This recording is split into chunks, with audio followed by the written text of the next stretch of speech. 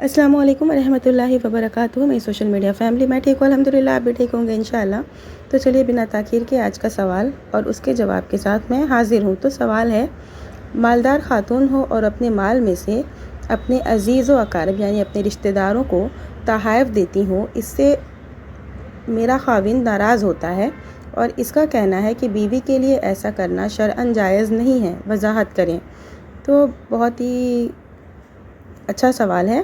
سوال ہے کہ ایک بیوی امیر ہے، اپنے مال میں سے اپنے رشتہ داروں کو گفٹ وغیرہ دیتی ہے، جس کی وجہ سے اس کا شوہر اس سے ناراض ہوتا ہے اور اس کا کہنا ہے یعنی کہ شوہر کا کہنا ہے کہ بیوی کے لیے ایسا کرنا شریعتاً جائز نہیں ہے۔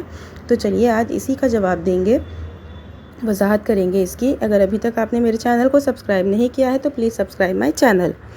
تو جواب ہے، شریعت کی نظروں میں میاں بیوی کی محبت اور باہمی اکتا کو بڑی اہمیت حاصل ہے۔ یہی وجہ ہے کہ رسول اللہ صلی اللہ علیہ وسلم نے ہر اس کام کو ناجائز ٹھہرایا ہے جو میاں بیوی کے درمیان بدمزگی کا باعث ہو، یعنی کہ میاں بیوی کے درمیان جو دوری پیدا کرے یا جس کی وجہ سے میاں بیوی کے درمیان کوئی بھی رشتہ خراب ہو، تو ایسی چیزوں سے منع کیا گیا ہے۔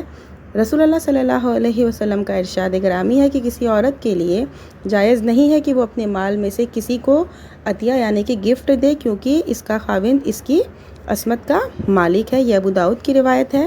ایک دوسری حدیث میں ہے کہ جب رسول اللہ صلی اللہ علیہ وسلم نے مکہ مکرمہ فتح کیا تو آپ خطبہ ارشاد فرمانے کے لیے کھڑے ہوئے۔ آپ صلی اللہ علیہ وسلم نے دوران خطبہ فرمایا، کسی عورت کے لیے جائز نہیں ہے کہ وہ اپنے خاوند یعنی شوہر کی اجازت کے بغیر گفٹ دے۔ یہ سنن نسائی کی روایت ہے۔ دوسری احادیث میں کے پیش نظر ایسا معلوم ہوتا ہے کہ رسول اللہ صلی اللہ علیہ وسلم کا مذکورہ حکم وجوبی نہیں بلکہ استحبابی ہے، تاکہ خاوند اور بیوی کے باہمی تعلقات کشیدہ نہ ہوں، کیونکہ رسول اللہ صلی اللہ علیہ وسلم کی ازواج مطہرات بارہا رسول اللہ صلی اللہ علیہ وسلم کی اجازت کے بغیر اپنے مال میں سے تصرف کیا، جیسے کہ حضرت عائشہ رضی اللہ عنہا نے رسول اللہ صلی اللہ علیہ وسلم کو بتائے بغیر بریرہ رضی اللہ عنہا کو خریدنے کے لیے پروگرام بنایا، بلکہ اس سلسلے میں بات چیت بھی کر لی تھی۔ اسی طرح حضرت میمونہ رضی اللہ عنہا نے آپ کو بتائے بغیر اپنی لونڈی کو آزاد کر دیا۔ صحیح بخاری کی روایت ہے۔